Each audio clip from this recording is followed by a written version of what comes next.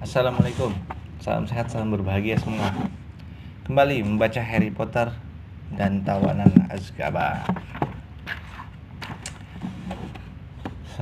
Seperti biasa, sebelumnya mohon maaf bila ada kesalahan dalam membaca atau kesalahan menyebutkan nama, menyebutkan istilah, atau agak belibet-libet. Saya mohon maaf, tapi tetap semoga terhibur dan semoga penasaran dan membeli novelnya sih, sehingga makin banyak yang membaca. Oke, sekarang di bagian 15, final Quidditch. Dia mengirimkan ini kepadaku, kata Hermione menyodorkan suratnya. Harry mengambilnya. Perkamen itu lembab dan air mata besar-besar telah jatuh membuat tintanya sangat luntur di banyak tempat, sehingga tulisannya sulit sekali dibaca. Dear Hermione, kami kalah. Aku diizinkan bawa dia pulang ke Hogwarts dari hukuman yang akan ditentukan. Becky senang di London. Aku tak akan lupakan semua bantuan yang kau berikan kepada kami. Hagrid. Mereka tak boleh melakukan ini, kata Harry. Tak boleh, Buckbeak tidak berbahaya. Ayah Malfoy sudah membuat komite ketakutan sehingga memutuskan begitu, kata Hermione menyeka matanya. Kau tahu dia seperti apa? Anggota komite itu orang-orang tua bodoh dan mereka ketakutan. Tapi tak akan ada naik banding. Selalu ada. Tapi akan ada naik banding, selalu ada. Hanya saja aku tak melihat ada harapan. Tak akan ada yang berubah. Ada, kata Ron garang. Kau tak harus mengerjakan semuanya sendiri sekarang, Hermione. Aku akan membantu. Oh, Ron. Hermione merangkul leher Ron dan menangis terseduh-seduh. Ron yang tampak ketakutan membelai kepala Hermione dengan amat canggung. Akhirnya Hermione melepaskan diri. Ron, aku sungguh minta maaf soal Scabbers, dia terisak. Oh iya, dia tahu sudah tua, kata Ron yang tampak lega sekali Hermione sudah melepaskannya. Dan dia agak tak berguna. Siapa tahu Mam dan Dad memberikanku burung hantu untukku sekarang. Tindakan pengamanan yang diterapkan kepada anak-anak setelah Black berhasil masuk kedua kalinya membuat tak mungkin bagi Harry, Ron, dan Hermione mengunjungi Hagrid di malam hari. Satu-satunya kesempatan bicara dengan Hagrid adalah selama pelajaran pemeliharaan satwa gaib. Hagrid tampak syok dengan keputusan pengadilan. Semua salahku, lidahnya terkunci. Mereka semua duduk di sana pakai jubah hitam dan aku berkali-kali jatuhkan catatanku dan lupa semua tanggal penting yang telah kau carikan untukku, Hermione. Dan kemudian Lucius Malfoy berdiri dan bacakan tuduhannya dan komite melakukan persis yang dia suruh. Masih ada naik banding, kata Ron tegas. Jangan menyerah dulu. Kami sedang menggarapnya. Mereka berjalan kembali ke kastil bersama yang lain. Mereka bisa melihat Malfoy berjalan di depan bersama Crabbe dan Goyle. Malfoy berkali-kali menoleh ke belakang, tertawa kesenangan. Tidak ada gunanya, Ron, kata Hagrid sedih. Mereka tiba di undakan kastil. Komite itu dalam cengkraman Lucius Malfoy. Aku cuma akan pastikan sisa waktu Becky jadi waktu yang paling menyenangkan baginya. Aku berhutang kepadanya. Hagrid berbalik dan bergegas kembali ke pondoknya. Wajahnya dibenamkan ke dalam sapu tangannya. Lihat, dia menangis. Malfoy, Crabbe, dan Goyle tadi berdiri di balik pintu kastil mencuri dengar. Pernahkah kau melihat sesuatu yang sekonyol ini? Kata Malfoy. Mana bisa orang konyol sebegitu jadi guru kita? Harry dan Ron bergerak cepat mendekati Malfoy. Tetapi Hermione lebih cepat dari mereka. Plak!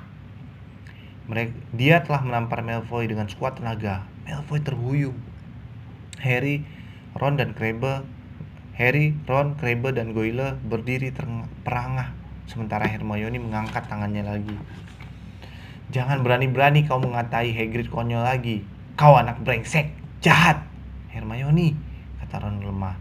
Dia mencoba menyambar tangan Hermione yang sudah terayun lagi. Minggir kau, Ron. Hermione mencabut tongkatnya. Malfoy mundur. Crabbe dan Goyle memandangnya meminta petunjuk, keduanya tampak kebingungan. Ayo, Malfoy menggumam. Dan saat berikutnya mereka bertiga telah menghilang ke dalam lorong bawah tanah. Hermione, kata Ron lagi, kedengarannya heran sekaligus kagum. Harry, sebaiknya kau mengalahkannya di final Quidditch, kata Hermione nyaring. Jangan sampai kalah, sebab aku tak tahan kau Slytherin menang. Sudah pelajaran mantra nih, kata Ron, masih terkagum-kagum pada Hermione. Sebaiknya kita berangkat sekarang. Mereka bergegas menaiki tangga puala menuju kelas Profesor Flitwick. Kalian terlambat anak-anak, kata Profesor Flitwick mencela ketika Harry membuka pintu kelas. Cepat masuk, keluarkan tongkat. Kita mencoba jampi jenaka hari ini. Yang lain sudah dibagi berpasang-pasangan. Harry dan Ron bergegas ke tempat duduk paling belakang dan membuka tas mereka. Ron menoleh ke arah ke belakang. Kemana Hermione? Harry ikut mencari. Hermione tidak masuk kelas. Padahal Harry tahu Hermione berada di sebelahnya ketika dia membuka pintu kelas. Aneh sekali, kata Harry menatap Ron. Mungkin dia ke toilet atau apa. Tetapi Hermione tidak muncul sampai pelajaran berakhir. Dia perlu jampi jenaka juga, kata Ron, ketika anak-anak meninggalkan kelas untuk makan siang. Semuanya nyengir lebar.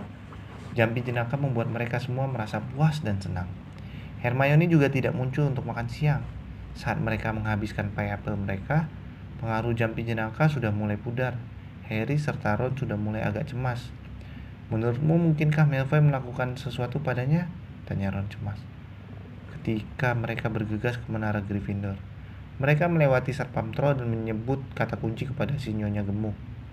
Flipbird Tigibird. Lalu memanjat lubang lukisan, masuk ke ruang rekreasi. Hermione duduk di depan salah satu meja, tidur pulas. Kepalanya terbaring di atas buku aritmanci yang terbuka. Harry dan Ron duduk di sebelah kanan kirinya. Harry menjawilnya untuk membangunkannya. Apa? Kata Hermione. Terbangun kaget melihat memandang berkeliling dengan panik. Sudah waktunya berangkat. Pelajaran apa kita sekarang? Ramalan. Tapi masih 20 menit lagi, kata Harry. Hermione, kenapa kau tidak ikut mantra? Apa? Oh tidak, pikir Hermione. Aku lupa ikut mantra. Tapi bagaimana kau bisa lupa, kata Harry. Kau bersama kami sampai kami tiba di depan kelas. Aku tak percaya, Hermione meratap. Apakah Profesor Flitwick marah?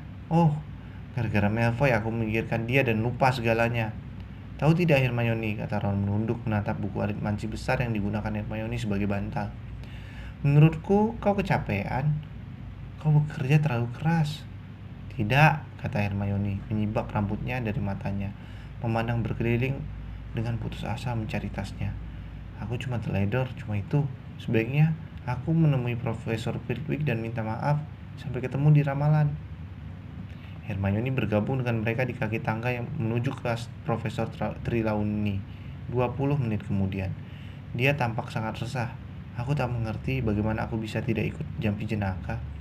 Berani taruhan pasti nanti keluar waktu ujian. Profesor Flitwick memberi isyarat ini mungkin keluar. Bersama-sama mereka menaiki tangga memasuki ruang menara yang remang-remang dan pengap. Di atas setiap meja kecil ada bola kristal penuh kabut putih berkilau bagai mutiara. Harry, Ron, dan Hermione duduk di meja reot yang sama. Kupikir kita baru akan belajar bola kristal semester yang akan datang, gumam Ron, memandang berkeliling dengan waspada. Siapa tahu Profesor Trelawney ada di dekat situ. Jangan mengeluh, ini berarti kita sudah selesai mempelajari rajah tangan, Harry membalas bergumam. Aku sudah muak melihatnya berjengit setiap kali dia melihat tanganku. Selamat siang anak-anak, sapa suara sayup-sayup yang sudah mereka kenal. Dan seperti biasanya, Profesor Trelawney muncul dengan cara dramatis dari dalam keremangan. Parvati dan Lavender bergidik saking senangnya. Wajah mereka bersinar tertimpa cahaya dari bola kristal mereka. Aku memutuskan untuk memperkenalkan bola kristal lebih awal daripada yang kurencanakan semula, kata Profesor Trelawney. Seraya duduk membelakangi perapian dan memandang berkeliling. Takdir telah memberitahuku bahwa ujian kalian dalam bulan Juni akan berhubungan dengan bola kristal, dan aku ingin sekali memberi kalian cukup latihan. Hermione mendengus. Yang benar saja, takdir memberitahunya. Siapa sih yang membuat soal ujian? Dia kan? Sungguh ramalan yang luar biasa, katanya tanpa berusaha memelankan suara. Susah menduga apakah Profesor Trelawney mendengarkannya karena wajahnya tersembunyi dalam keremangan.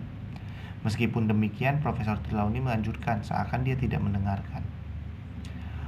Membaca bola kristal adalah seni yang halus sekali, katanya menerawang. Aku tak mengharap di antara kalian ada yang bisa melihat saat pertama kali kalian memandang ke dalam bola yang tidak terhingga. Kita akan mulai dengan berlatih merilekskan pikiran yang sadar dan mata luas. Ron terkikik, tak bisa menahan geli, dan terpaksa menjejal kepalanya ke dalam mulut untuk meredam kikikannya, untuk membersihkan mata batin dan pikiran bawah sadar. Mungkin kalau kita beruntung, beberapa dari kalian bisa melihat sebelum akhir pelajaran. Maka begitulah mereka mulai. Harry paling tidak merasa tolol sekali, memandang kosong pada bola kristal, berusaha mengosongkan pikirannya, sementara pikiran-pikiran seperti ini perbuatan tolol tak hentinya melintas. Ini yang membuat lebih parah lagi, Ron berulang-ulang tercekikik, tertahan, dan Hermione terus-terusan Sudah lihat sesuatu? Harry menanyai mereka setelah selama 1/4 jam memandang bola kristal dalam diam. Ya, ada noda bekas terbakar di meja ini, kata Ron sambil menunjuk. Ada anak yang dirinya pernah terjatuh. Sungguh buang-buang waktu saja, desis Hermione. Aku bisa berarti sesuatu yang berguna. Aku bisa mengejar ketertinggalan jampi jenaka.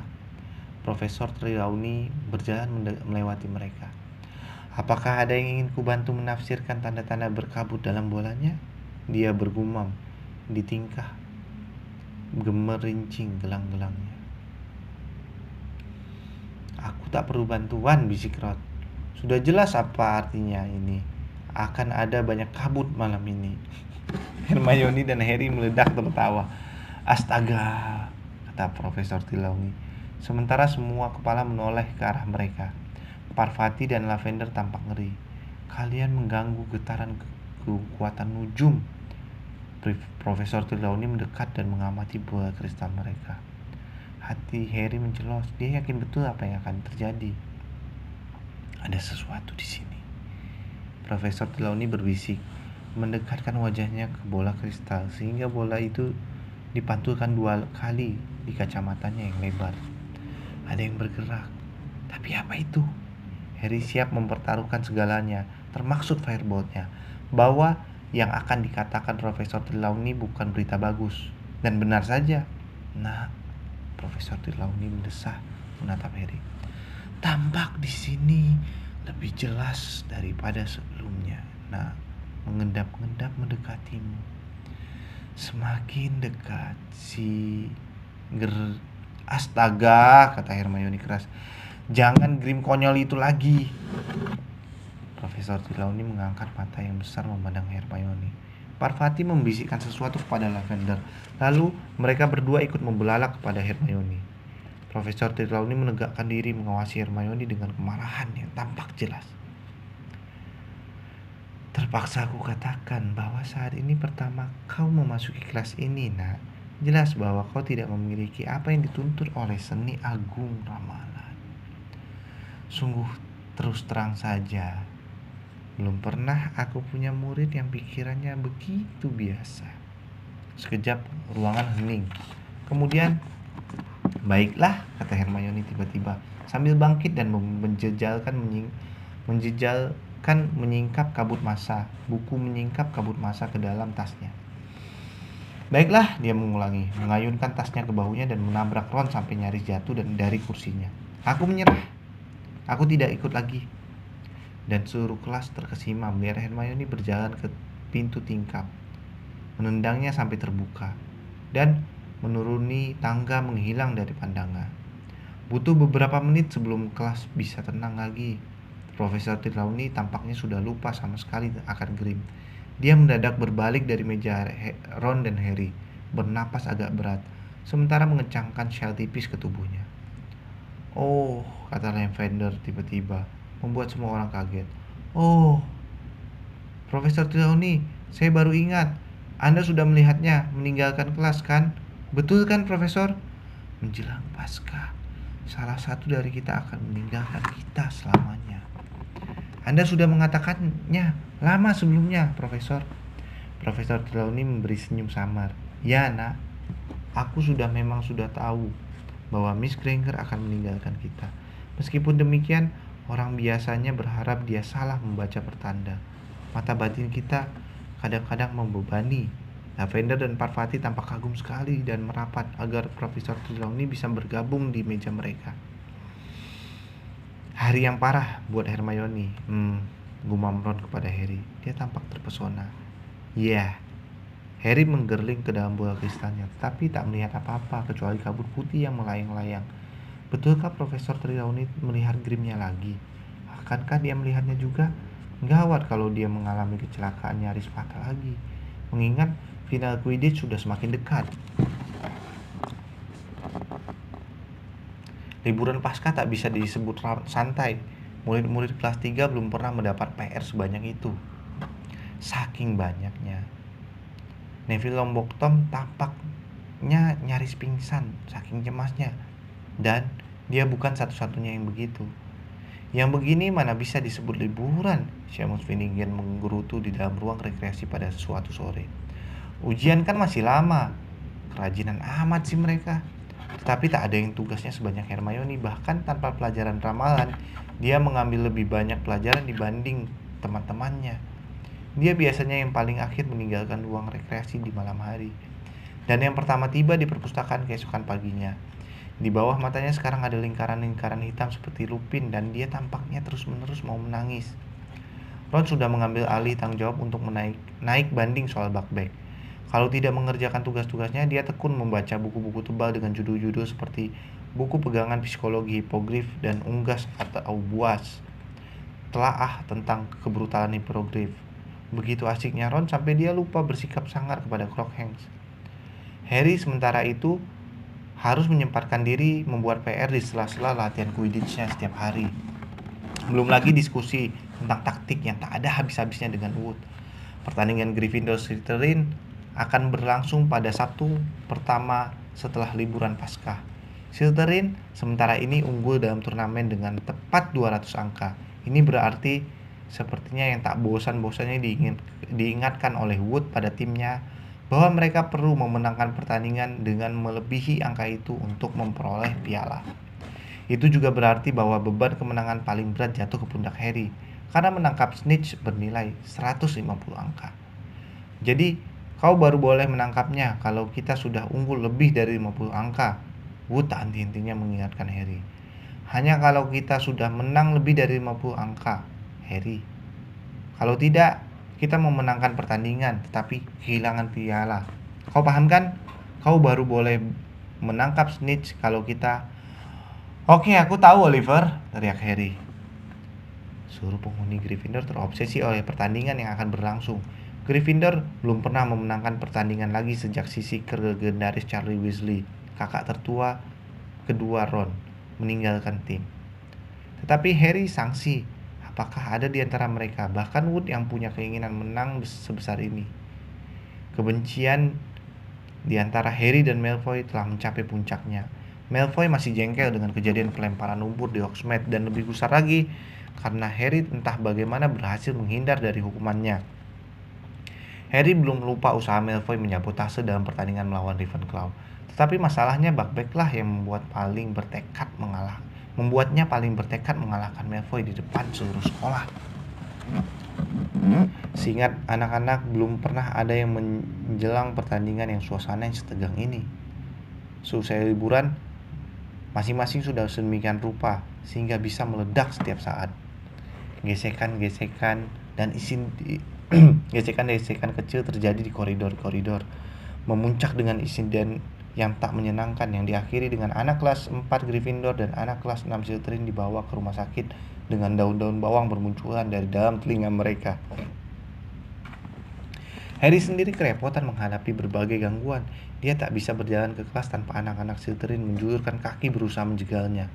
Crabbe dan Goyle selalu muncul kemanapun Harry pergi, dan menyingkir dengan kecewa ketika dia melihat Harry dikerumuni anak-anak.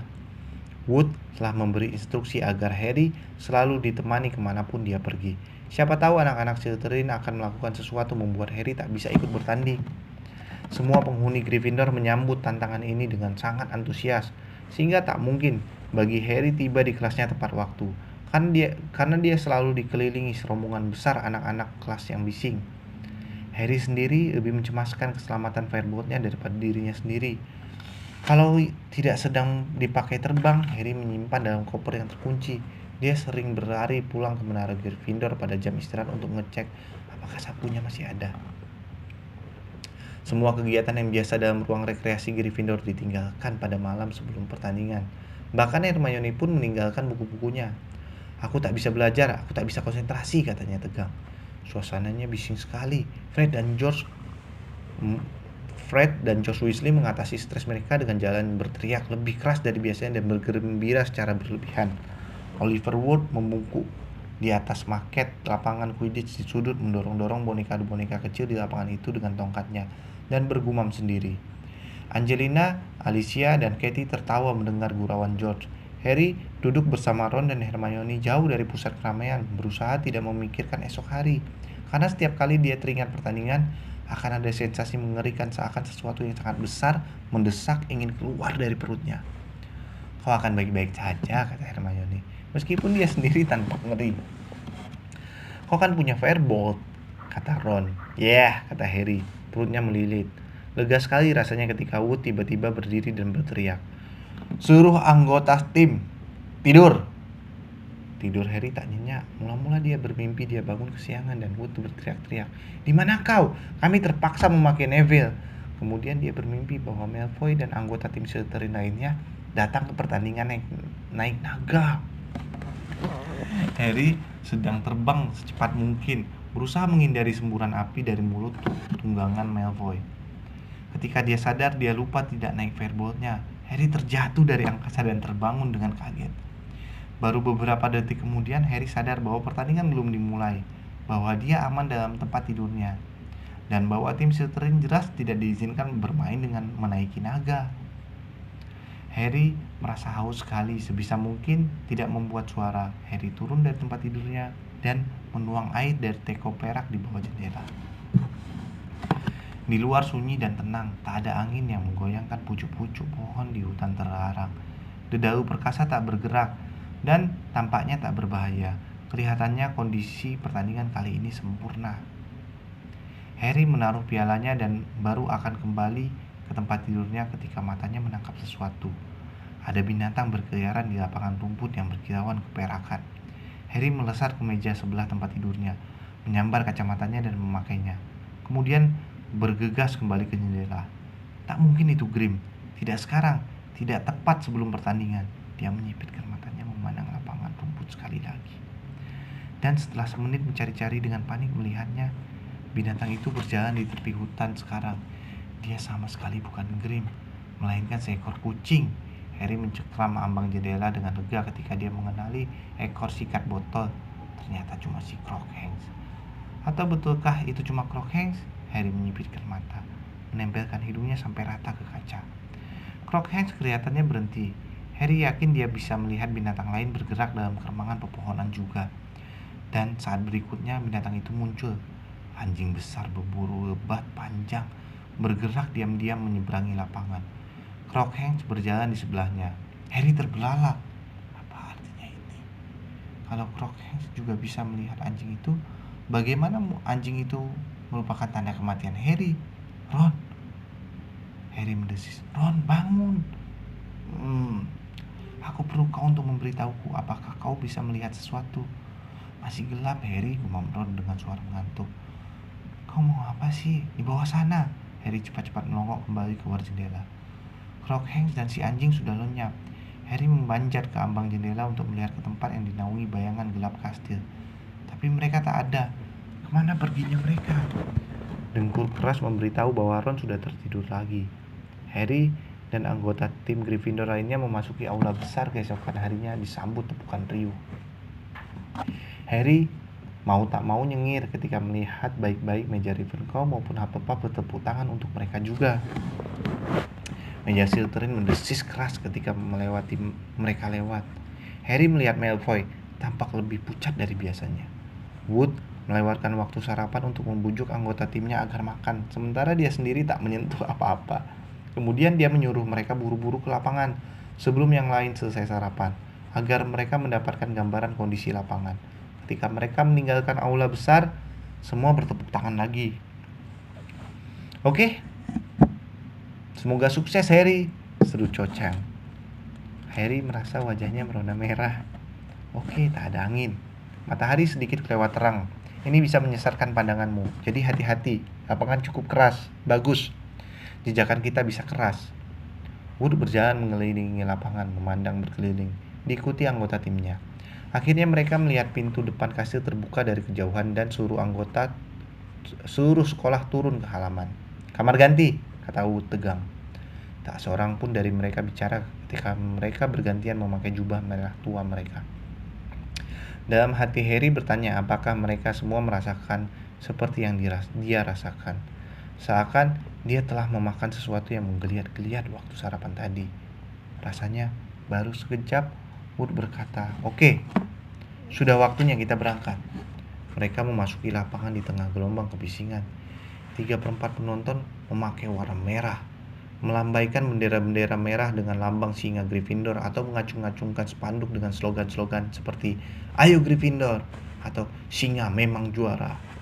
Meskipun demikian, di belakang tiang gawang Slytherin, 200 orang memakai jubah hijau ular perak Slytherin berkilauan di bendera-bendera mereka. Dan Profesor Snape duduk di baris paling depan, memakai jubah hijau seperti yang lain. Senyumannya sangat suram. "Dan ini dia, Regu Gryffindor!" teriak Ray Jordan, yang bertindak sebagai komentator seperti biasanya. "Potter, Bell, Johnson, Snitnet, Spinnet, Weasley, dan Wood dikenal luas sebagai tim terbaik yang pernah dilihat di Hogwarts selama beberapa tahun," komentar Lee tenggelam oleh gelombang dari ujung Slytherin. "Dan sekarang muncul Regu Slytherin dipimpin oleh Kapten Flynn. Dia telah membuat beberapa perubahan dalam urutan dan tampaknya memilih berdasarkan ukuran, bukan kemampuan." Terdengar lebih banyak dari rombongan Slytherin. Meskipun demikian, Harry beranggapan pendapat Lee Jordan itu benar. Malfoy adalah orang yang terkecil dalam regu ini. Sisanya semuanya bertubuh besar-besar sekali. "Kapten, silakan berjabat tangan," kata Madam Wood. Flynn dan Wood saling berdekat dan saling menggenggam tangan kuat-kuat. Kelihatannya masing-masing sedang berusaha mematahkan jari lawannya. "Naik ke sabuk kalian," kata Madam Hawk. 3, 2, 1. Tiupan peluit lenyap ditelan sorakan penonton ketika 14 sapu terbang mengangkasa. Harry merasakan rambutnya tersibak dari dahinya. Ketegangannya sirna dalam kegairahan terbang. Dia memandang berkeliling, melihat Malfoy membututinya. Dia mempercepat laju sapunya untuk mencari Snitch. Dan bola di tangan Gryffindor, alias Spinnet dari Gryffindor memegang Quaffle, meluncur lurus menuju gawang Slytherin. "Bagus sekali, Alicia!" Sayang sekali Quaffle direbut oleh Warrington. Dari Slytherin membelah lapangan. Bluk! Sasaran belajar yang tepat sekali dari George Weasley. Warrington menjatuhkan Quaffle-nya, ditangkapnya oleh Johnson, kemudian di tangan Gryffindor. "Ayo Angelina!" berkeli cantik menghindari Montague. "Tunduk Angelina, ada belajar Angelina." Gol! Dia berhasil memasukkan bola 10-0 untuk Gryffindor. Angelina meninju udara sementara dia melesat mengelilingi ujung lapangan. Lautan merah di bawahnya bersorak kegirangan. "Uch!" Angelina nyaris terhempas dari sapunya ketika Marcus Flynn menabraknya. "Sorry," kata Flynn. Sementara penonton di bawah marah. "Sorry, aku tidak melihat dia." Saat berikutnya Fred Weasley telah mengarahkan pemukul batternya ke belakang kepala Flynn. Hidung Flynn menabrak gagang sapunya sampai berdarah. "Cukup!" Madam Hawk meluncur di antara mereka. "Penalti untuk Gryffindor karena serangan tanpa sebab kepada Chaser mereka. Penalti untuk Slytherin karena serangan sengaja kepada Chaser mereka." "Jangan begitu dong, Miss," gerung Fred. Tetapi Madam Hawk meniup peluit dan Alicia terbang maju melakukan penalti. "Ayo Alicia!" teriak Lee, memecahkan keinginan yang menyelimuti para penonton. "Ya, dia mengalahkan si kiper. 20-0 untuk Gryffindor." Harry membelokkan firebolt-nya. Penalti untuk Gryffindor karena serangan tanpa sebab pada Chaser mereka. Penalti untuk Slytherin karena dua-duanya dapat penalti berarti ya. hanya pada teaser mereka. Harry membelokkan firebolt-nya dengan tajam untuk melihat Flynn yang masih berdarah maju ke depan untuk melakukan penalti bagi Slytherin. Wood berjaga di depan gawang Gryffindor, rahangnya terkatup rapat.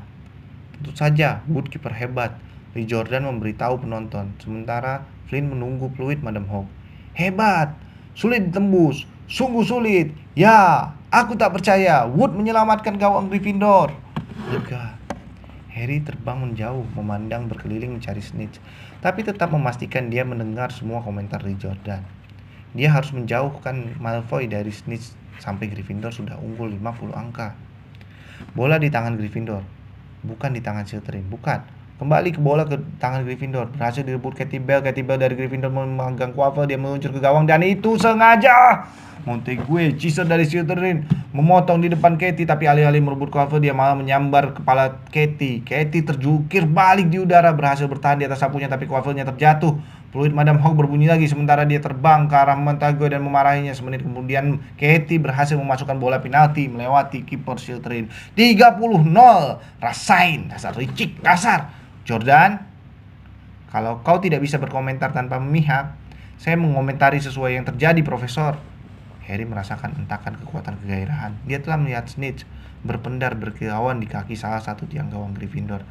Tetapi dia belum boleh menangkapnya, dan jika Malfoy melihatnya, dia pura-pura mendadak berkonsentrasi.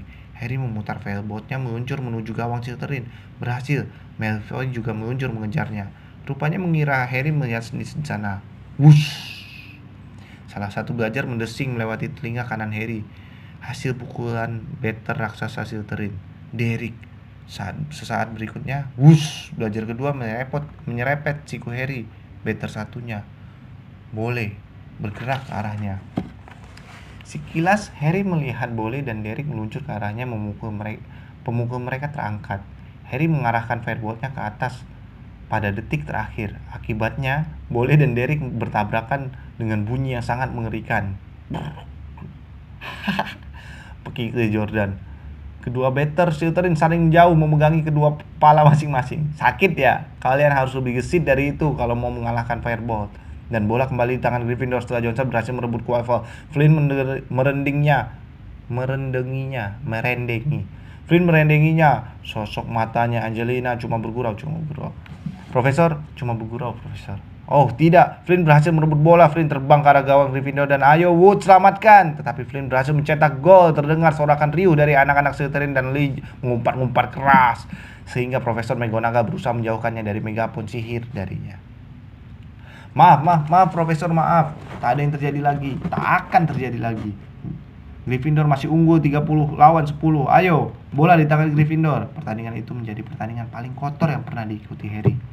Slytherin yang berang karena Gryffindor berhasil memimpin sejak awal menggunakan segala cara untuk merebut quaffle.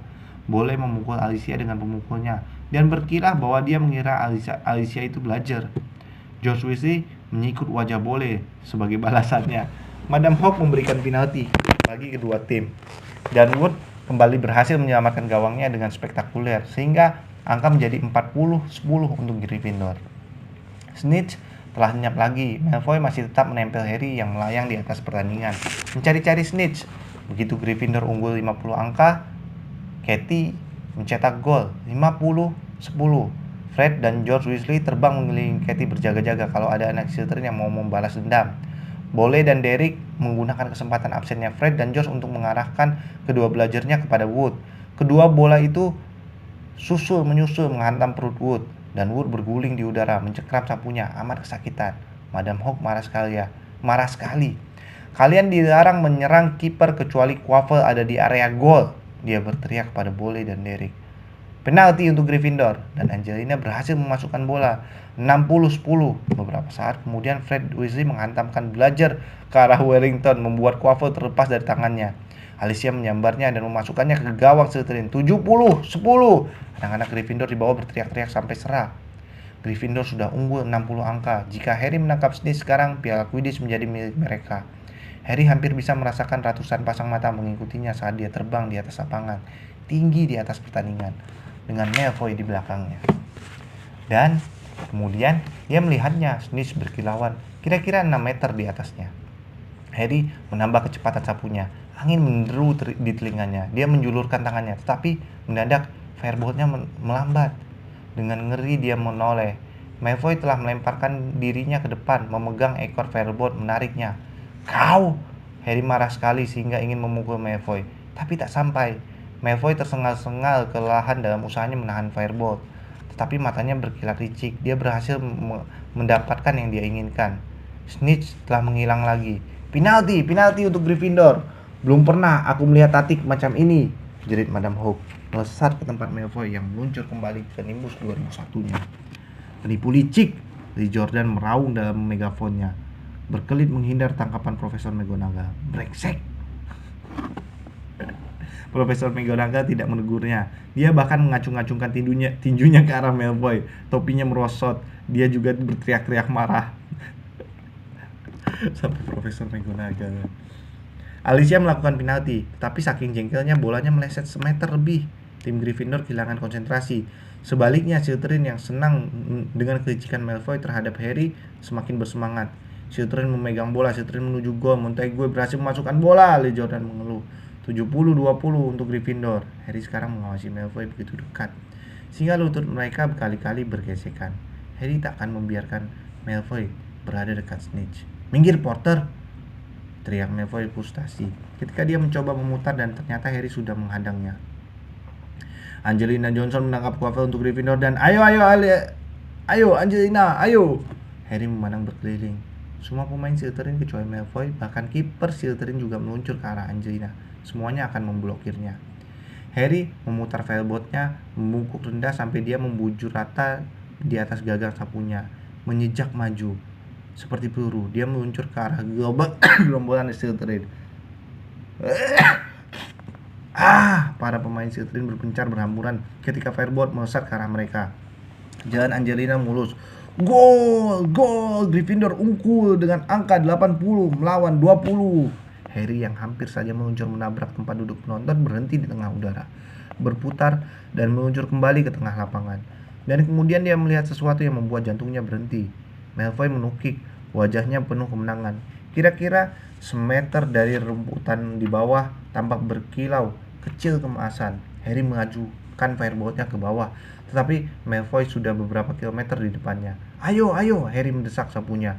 Mereka hampir berhasil mengejar Malfoy. Harry membungkuk merapat dirinya ke gagang sapu ketika boleh memukul belajar ke arahnya. Dia sudah sampai ke mata kaki Malfoy. Mereka sudah sejajar. Harry melempar tubuhnya ke depan, melepaskan kedua tangannya dari sapu dan menyingkirkan lengan Malfoy yang menghalanginya. Yes! Dia mengerem tukikannya, tangannya teracung ke udara, dan stadion meledak. Harry terbang di atas kerumunan, dering aneh terdengar di telinganya. Bola emas kecil mungil tergenggam di tangannya, mengepak-ngepakkan sayapnya yang tak berdaya ke jari-jari Harry. Kemudian Wood meluncur ke arahnya, setengah dibutakan oleh air mata. Dia merangkul leher Harry dan terisak tak terkendali di bahunya.